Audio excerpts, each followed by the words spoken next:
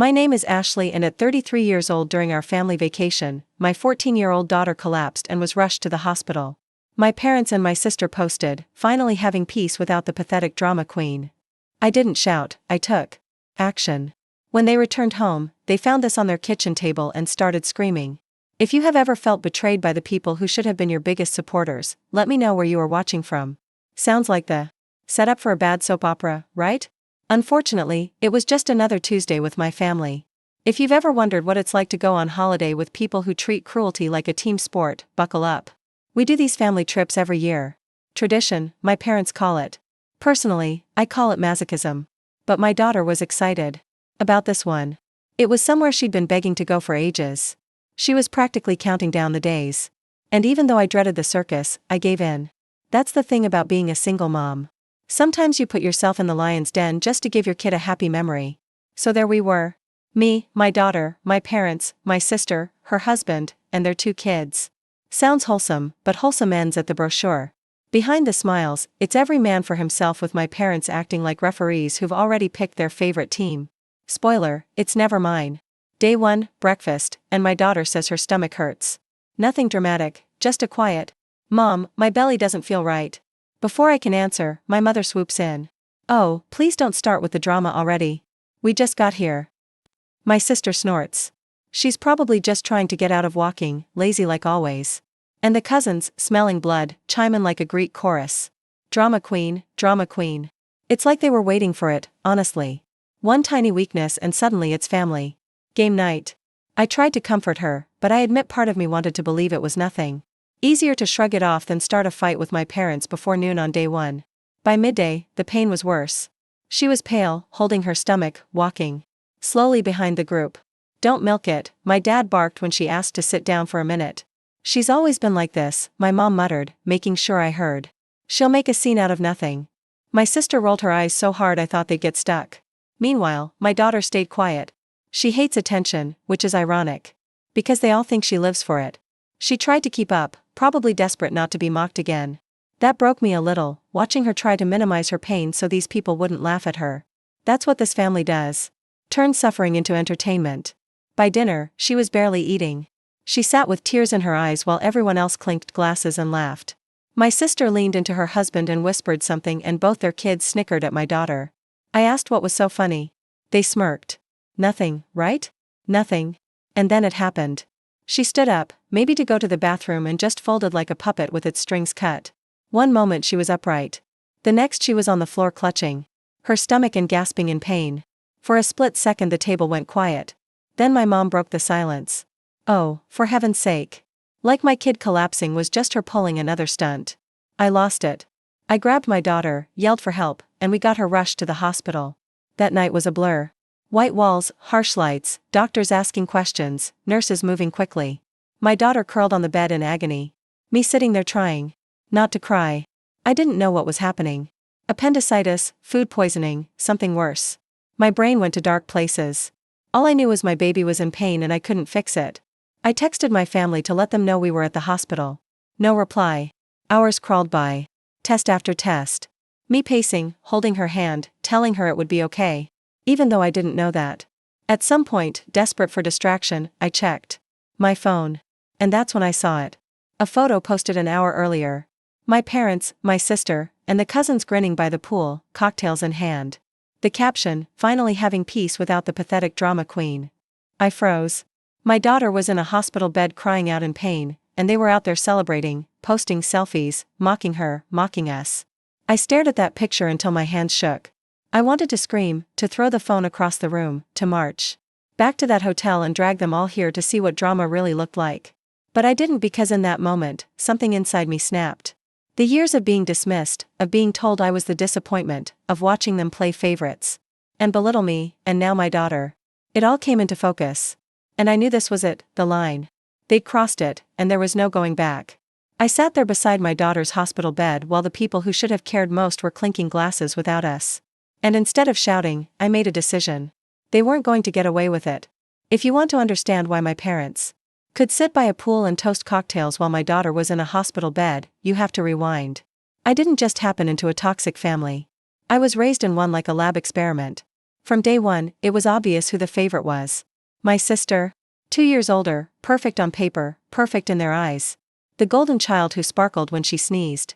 And me, I was the control group, the disappointment. They never said those words out loud. You're the disappointment. But they didn't have to. It was in the way my mother's voice tightened every time I opened my mouth. The way my father sighed when I tried something and didn't excel. The way teachers would compare me to my sister and my parents would just nod like, yes, exactly. Why can't you be like that? Imagine growing up with a mirror that only shows you what you're not. That was my childhood. When I was little, I tried. God, did I try. I studied harder. I dressed neater. I even practiced smiling in the mirror because my sister's smile seemed to get her everything. I thought if I could just mimic it, maybe I'd get a fraction of what she got. Spoiler, I didn't. Instead, the more I tried, the more obvious it became that I wasn't her. And in my family, not her was the same as failure. It's funny, kids believe what you feed them. I grew up swallowing disappointment 3 meals a day until I thought it was part of my DNA. If my parents had handed me a certificate that said certified failure, I would have framed it. By the time I hit my teens, that sense of worthlessness had calcified. So, when I fell for a boy who treated me like trash, of course I did. He wasn't good for me, but at least he noticed me. At least when he looked at me, I wasn't invisible.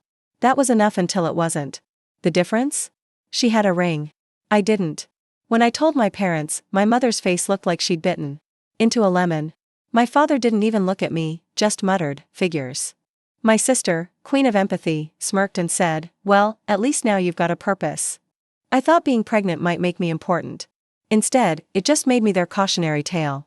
The baby's father was a toxic mirror of my parents, manipulative, cruel, impossible to please. I guess we gravitate toward what we know. That lasted about 5 minutes before it imploded. And when he was gone, I was relieved. Terrified, but relieved.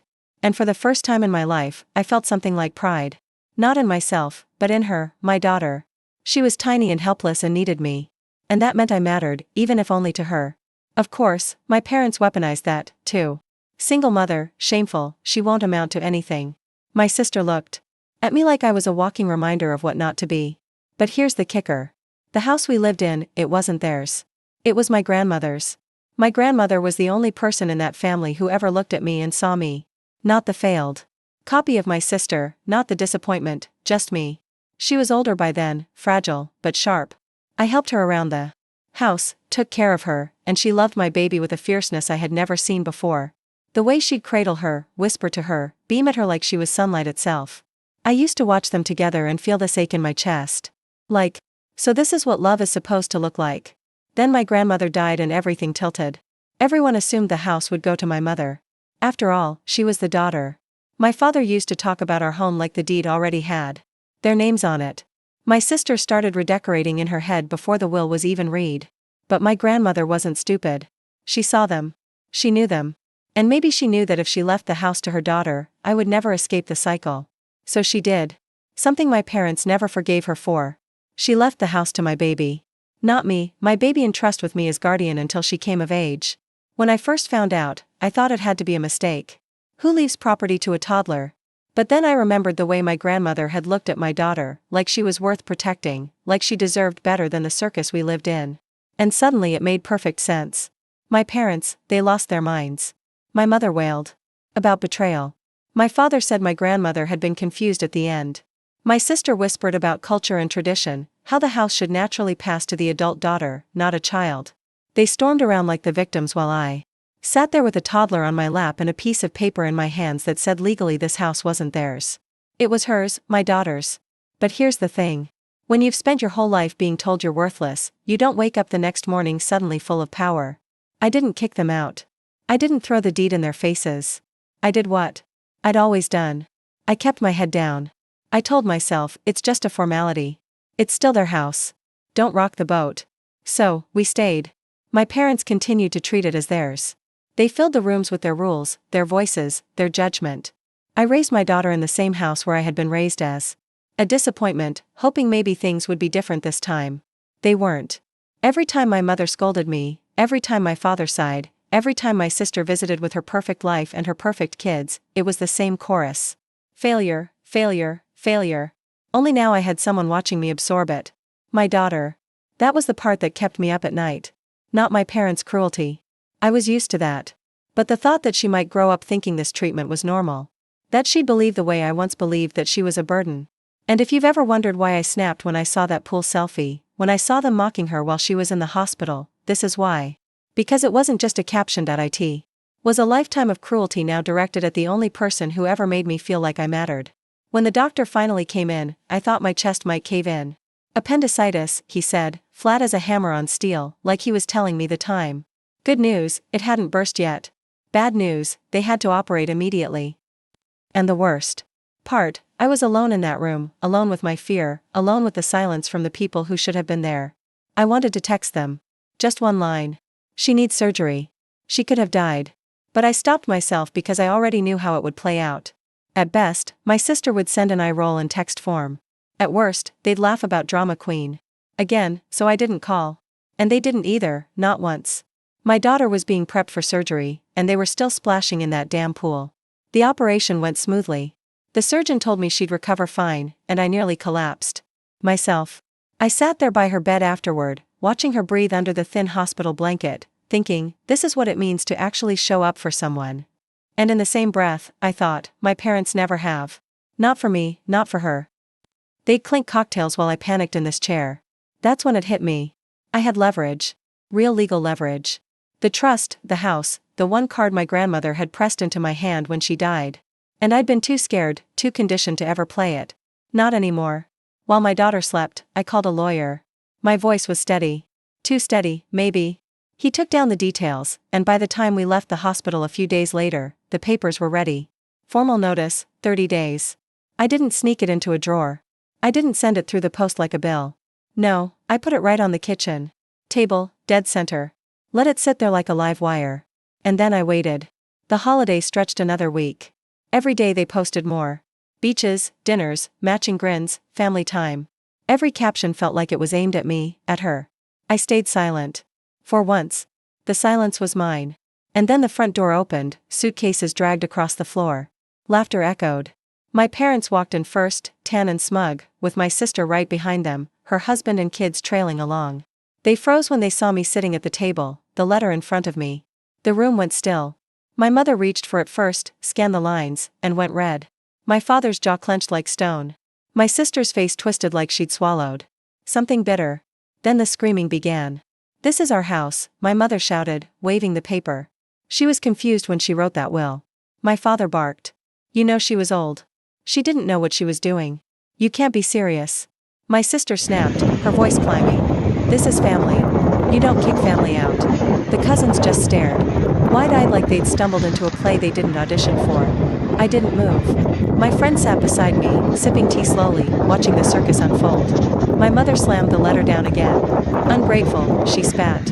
After everything we've done for you, after raising you, you owe us this. I looked at her calm as ice. No, I don't.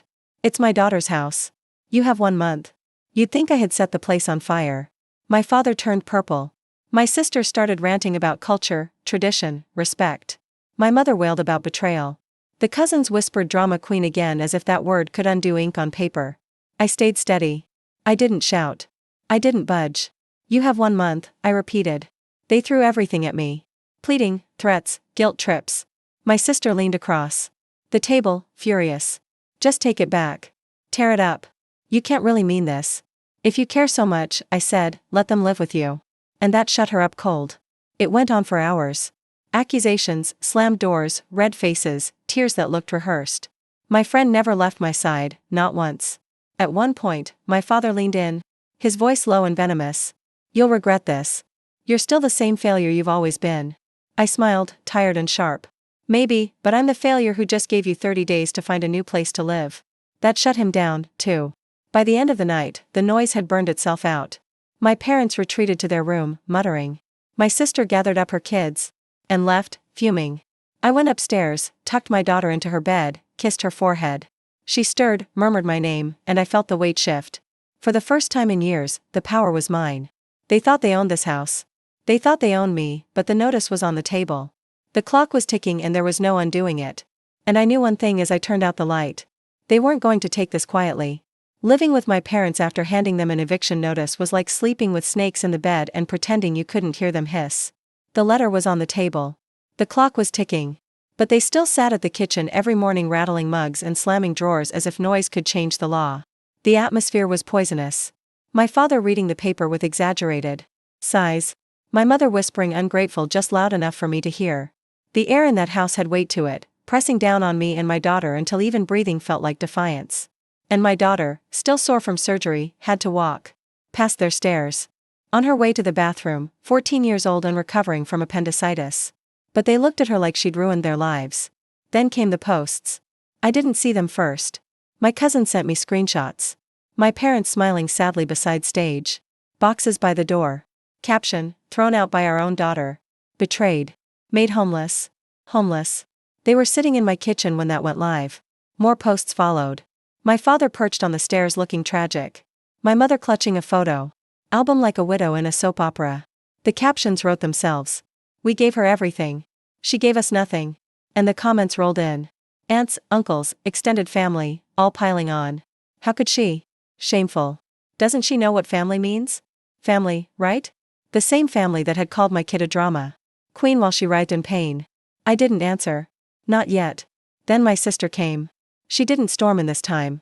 She knocked, but the look on her face was just as sharp. She sat down across from me like she was a lawyer, and I was on trial. You can't really mean this, she said. You've made your point. Stop before it destroys everything. I stirred my tea. Everything's already destroyed. You're tearing the family apart. I laughed, dry, sharp. No, I'm finally refusing to let them tear me apart. Her mouth opened, closed, opened again. Finally, she said, you'll regret this probably, I said. But I'll regret staying a lot more. She left in a storm of perfume and indignation, and for once, I didn't feel small when the door slammed. Meanwhile, the post kept multiplying. My parents had turned the house into a stage, performing victimhood for anyone who would watch, and it was working, at least until I decided to speak. I don't post much. I don't like it, but silence has its limits. I took their poolside selfie, the one where they toasted finally having peace without the pathetic drama queen, and I set it next to their homeless victim's photo. Then I wrote, during this family holiday, my 14-year-old daughter collapsed and was rushed to the hospital. She was diagnosed with appendicitis. It could have been life-threatening. Not once did my parents or sister ask how she was. Not once did they visit. Instead, they posted this photo mocking her as a drama queen. This house belongs to my daughter through my grandmother's will. I am her guardian. I will not allow people who laughed at her pain to keep living under her roof. That's the truth. And I hit post. The effect was immediate. The buzzing in my phone stopped. The comments dried up. The relatives who'd been shouting the loudest suddenly had nothing to say. The silence that followed wasn't heavy this time. It was clean. My parents didn't post again. The days dragged on, tense and bitter, but quieter. Cupboards still slammed. Mutters still floated. But the performance was over. They knew it. By the end of the 30 days, they packed their things and left. No speeches, no posts, just boxes in a car and a door that closed behind them. I walked through the house after they were gone. The rooms felt strange without their noise, like the walls were exhaling for the first time. Upstairs, my daughter was stretched out on her bed, sketchbook in her lap. She looked up when I opened the door. Are they really gone? She asked. Yeah, I said. They're gone. She smiled, tired, but genuine. It feels different already. It did. For the first time, the house wasn't theirs. It wasn't even mine. It was hers, and it was finally free. After they moved out, they didn't exactly land on their feet. They hauled their boxes over to my sister's place, crammed themselves in with her husband, and my daughter's cousins. From what I've heard, it was chaos from day one. Too many people, not enough space, and her husband wasn't thrilled about suddenly inheriting his in-laws. It didn't take long before the cracks showed. Arguments, slammed doors, snide comments. A few months later, my sister finally had enough and kicked them out, too. And with that, whatever was left of their relationship went down the drain. Now, word is they're renting some tiny cheap place on the far edge of town. A far cry from the house they once thought was theirs. And me, with them gone, life changed overnight. The house is peaceful. My daughter has space to heal, to laugh, to just be a teenager without being mocked for it. I even started renting out one of the spare rooms, which meant I could cut back my hours at work and actually spend evenings with her. For the first time in years, we're not just surviving, we're living. I haven't spoken to the rest of them. And I don't plan to. I just hear the updates through relatives and the occasional social media post. So, tell me, do you think I went too far or not far enough? Let me know in the comments. And don't forget to subscribe.